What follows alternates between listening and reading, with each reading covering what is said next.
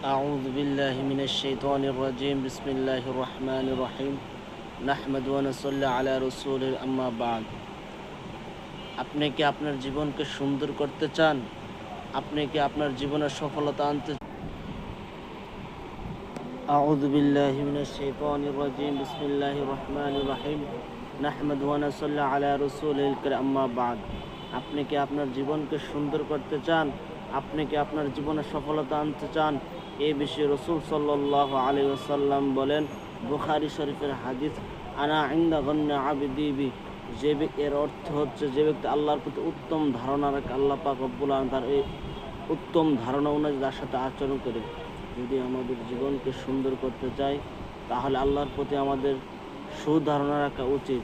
যদি আমরা আল্লাহর প্রতি উত্তম ধারণা রাখি তাহলে আল্লাহ পাক আমাকে সে উত্তম ধারণা অনুযায়ী আচরণ করবে। আর যদি মন্দ ধারণা রাখি তাহলে আল্লাহ পাক আমাকে